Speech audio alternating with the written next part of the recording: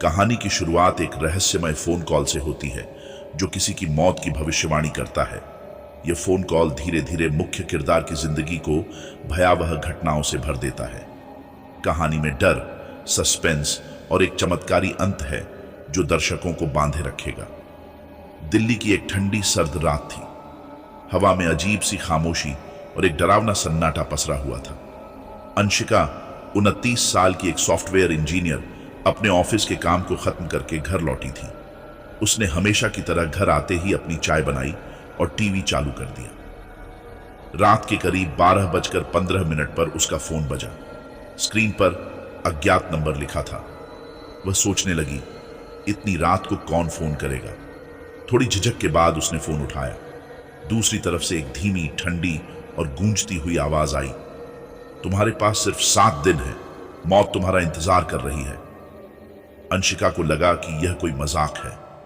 उसने गुस्से में फोन काट दिया और इसे अनदेखा करने की कोशिश की, लेकिन उसका मन बेचैन हो गया। अगली सुबह अंशिका ऑफिस पहुंची।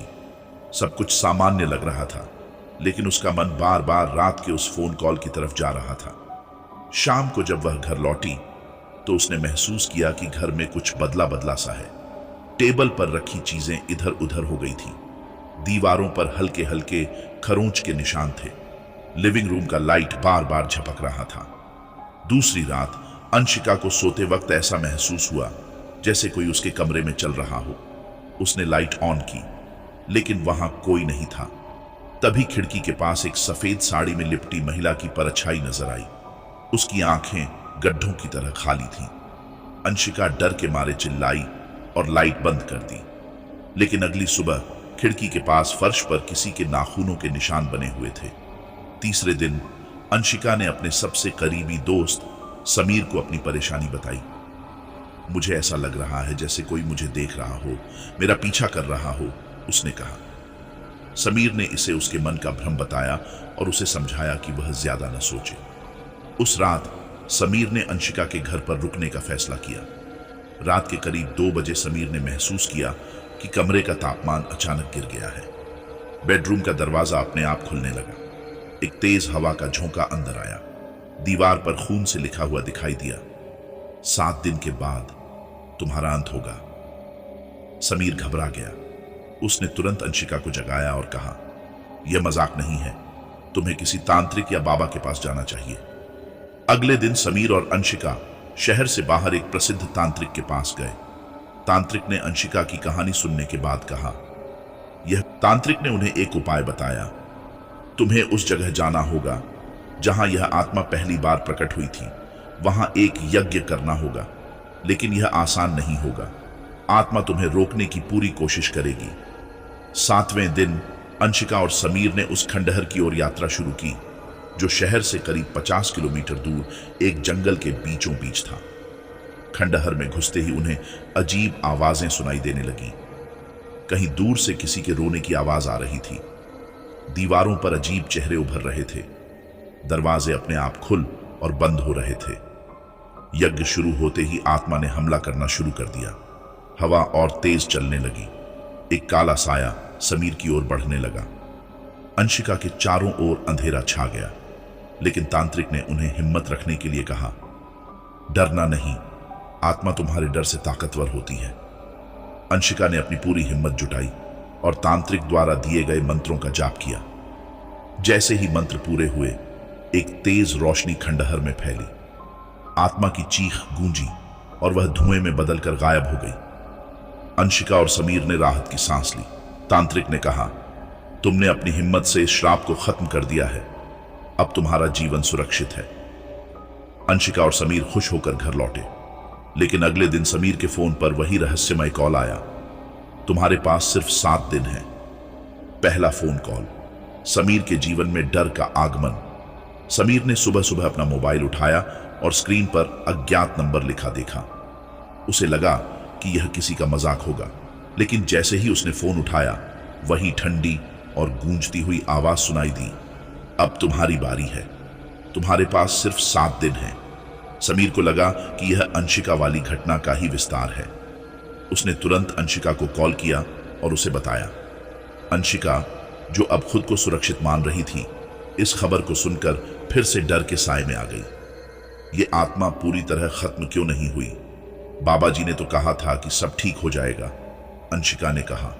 समीर ने उसे समझाया, हमें तुरंत बाबा जी से मिलना होगा, शायद कुछ बाकी रह गया है।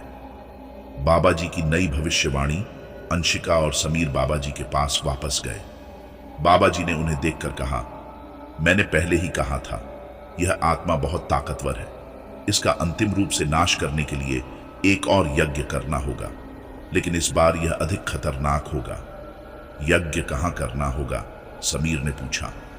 बाबा जी ने बताया कि आत्मा के अंतिम निवास स्थान पर जाना होगा।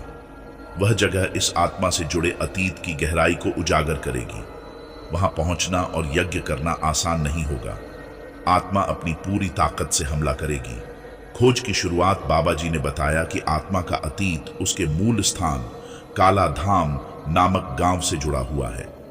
यह गांव अब खंडहर में तब्दील हो चुका है और वहां जाने की कोई हिम्मत नहीं करता। अंशिका और समीर की यात्रा। अंशिका और समीर ने बाबा जी के निर्देश पर काला धाम की ओर यात्रा शुरू की। रास्ता बेहद सुनसान और डरावना था। जंगल के बीचों बीच सड़क अचानक खत्म हो गई और उन्हें पैदल ही आगे बढ़ना पड़ा। जैसे ही वे गांव के करीब पहुंचे, उन्हें अजीब घटनाओं का सामना करना पड़ा। पेड़ों पर अजीब निशान थे, जैसे किसी ने उन्हें नाखूनों से खरोंच दिया हो। चारों तरफ गहराती खामोशी के बीच अचानक एक बच्चे के रोने की आवाज आई। जमीन से धुआं उठ रहा था और हर कदम के साथ उन्हें ऐसा लगा कि कोई उन्हें घूर रहा है। आत्मा का इतिहास। उजागर गांव में पहुंचने पर उन्हें एक पुराना मंदिर मिला। मंदिर की दीवारों पर खून से भरे हाथों के निशान थे। वहां मौजूद एक पुरानी किताब से उन्हें आत्मा के अतीत का पता चला। उस आत्मा का नाम निशा था। निशा एक आम लड़की थी, लेकिन उसे उसके गांव वालों ने एक चुड़ैल मानकर जिंदा जला दिया था। उसकी आखिरी चीख ने उस जगह को श्रापित कर दिया। उसकी आत्मा अब उन लोगों को निशाना बनाती थी जो वहां आते थे। ये बदले की आग में जल रही है और अपनी मौत का बदला लेना चाहती है। समीर और अंशिका ने बाबा जी के बताए मंत्रों और सामग्री से यज्ञ शुरू किया। जैसे ही मंत्रोच्चार शुरू हुआ, आत्मा और ताकतवर होकर प्रकट हुई। आसमान में काले बादल छा गए। हवाएं इतनी तेज हो गईं कि जमीन से मिट्टी उड़ने लगी। एक भयानक चीख ने उनकी हिम्मत को हिला दिया। आत्मा ने समीर पर हमला करना शुरू कर दिया। वह काले धुएं के रूप में समीर की ओर बढ़ रही थी। अंशिका ने तांत्रिक द्वारा दिया गया ताबीज निकाला और मंत्रों का जाप करते हुए उसे आत्मा की ओर फेंका। आत्मा की चीख और तेज हो गई। तुम लोग मुझे रोक नहीं सकते, यह मेरा अंत नहीं है। आत्मा को हराने का अंतिम प्रयास। बाबा जी ने जोर से कहा, अंशिका, तुम्हें अपनी आत्मा की शक्ति से इसे हराना होगा। इसे तुम्हारे साहस से हराया जा सकता है। डर इसकी ताकत है। अंशिका ने अपनी सारी हिम्मत जुटाई और जोर से चिल्लाई, तुम्हारा अंत आ चुका है, मैं तुमसे नहीं डरती। अंशिका के साहस और मंत्रों के प्रभाव से आत्मा एक अंतिम चीख के साथ गायब हो गई। मंदिर में चारों तरफ एक तेज रोशनी फैल गई। गांव का माहौल बदल गया। काले बादलों की जगह उजाला छा गया। बाबा जी ने कहा, यह आत्मा अब मुक्त हो चुकी है। तुमने अपनी हिम्मत से इसे हमेशा के लिए खत्म कर दिया है। अंशिका और समीर ने राहत की सांस ली और घर लौट आए। लेकिन कहानी यहीं खत्म नहीं होती। अगली सुबह अंशिका के फोन पर फिर से अज्ञात नंबर से कॉल आया। दूसरी तरफ से वही ठंडी आवाज सुनाई दी, तुमने सोचा था यह खत्म हो गया। अंशिका के फोन पर अज्ञात नंबर से कॉल आने के बाद वह पूरी तरह से डर गई।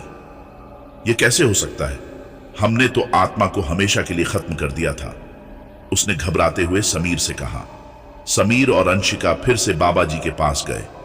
बाबा जी ने गहरी सांस ली और बोले, आत्मा का केवल मुख्य हिस्सा नष्ट हुआ है, लेकिन उसकी छाया अभी भी जीवित है। इसे खत्म करने के लिए तुम्हें आखिरी बार उस मंदिर में लौटना होगा और अग्नि सिद्धि यज्ञ करना होगा। यह यज्ञ आत्मा के अंतिम अवशेष को भी जला देगा। अंशिका और समीर बाबा जी के साथ काला धाम मंदिर पहुंचे। इस बार पूरा माहौल पहले से भी ज्यादा डरावना था। हवा में भारीपन था, जैसे कोई अनदेखी शक्ति वहां मौजूद हो। मंदिर के चारों ओर सांप और चमगादड़ उड़ रहे थे। बाबा जी ने यज्ञ शुरू किया। जैसे ही मंत्रोच्चार हुआ, आत्मा का काला धुआं वहां इकट्ठा होने लगा। इस बार आत्मा ने एक विशाल रूप ले लिया। उसकी आंखों से आग निकल रही थी और वह जोर जोर से चीख रही थी, तुम मुझे नहीं रोक सकते, यह मेरा अंत नहीं है। अंशिका की भूमिका। बाबा जी ने अंशिका से कहा, यह आत्मा तुम्हारी डर से ताकतवर हो रही है। अगर तुम में हिम्मत है तो इसे हमेशा के लिए खत्म किया जा सकता है। अंशिका ने अपनी सारी हिम्मत जुटाई और यज्ञ की पवित्र अग्नि में तांत्रिक ताबीज डालते हुए कहा, मैं तुम्हें रोकूंगी, अब तुम्हारा अंत निश्चित है। तांत्रिक ताबीज के जलते ही मंदिर के अंदर एक तेज प्रकाश फैला। आत्मा जोर जोर से चिल्लाई और अंततः जलकर राख में बदल गई। बाबा जी ने घोषणा की, अब यह आत्मा हमेशा के लिए खत्म हो चुकी है, इसकी छाया भी अब तुम्हें परेशान नहीं करेगी। अंशिका और समीर ने राहत की सांस ली। इस बार उन्होंने महसूस किया कि सारा भय और साया पूरी तरह से खत्म हो गया है।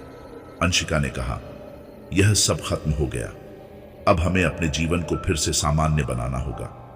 समीर ने मुस्कुराते हुए जवाब दिया, हाँ, लेकिन इस अनुभव ने हमें सिखाया कि हिम्मत और धैर्य से हम किसी भी भय का सामना कर सकते हैं।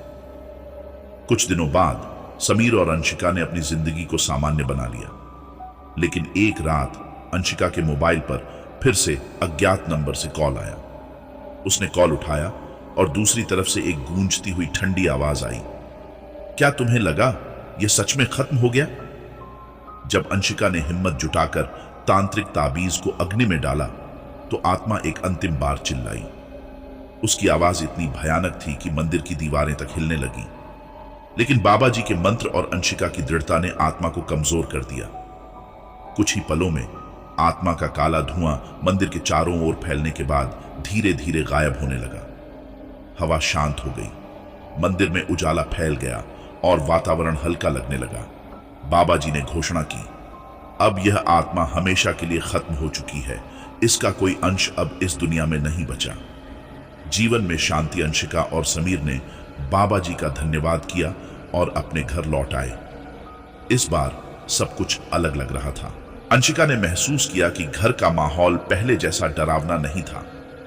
समीर ने महसूस किया कि वह अब हल्का और निडर महसूस कर रहा है। उन्होंने अपनी रोजमर्रा की जिंदगी फिर से शुरू कर दी। कई महीने बीत गए। अंशिका और समीर ने आत्मा से जुड़ी सारी घटनाओं को भुला दिया। न तो किसी अज्ञात नंबर का फोन आया और न ही कोई अजीब घटना घटी। एक रात जब अंशिका अपने कमरे में सो रही थी तो उसने महसूस किया कि खिड़की के बाहर चांदनी बेहद शांत और सुंदर है। वह मुस्कुराई और बिस्तर पर लौट आई। उसने महसूस किया कि अब उसका जीवन पहले से कहीं अधिक खुशहाल और निडर हो चुका है। यह सब खत्म हो चुका है, उसने मन ही मन सोचा और गहरी नींद में सो गई। यह आत्मा की कहानी यहीं समाप्त होती है। डर, सस्पेंस और संघर्ष से भरे इस सफर ने अंशिका और समीर को सिखाया कि साहस और धैर्य से किसी भी अंधकार का सामना किया जा सकता है। अंत में हर अंधेरे का अंत होता है, बस हमें हिम्मत बनाए रखनी होती है। दोस्तों, ये थी आज की कहानी। क्या आप ऐसी आत्माओं की कहानियों पर विश्वास करते हैं? हमें जरूर बताएं। अगले एपिसोड में हम आपको एक और खौफनाक दास्तान सुनाएंगे। तब तक सुरक्षित रहें और डरावनी रातों का आनंद लें।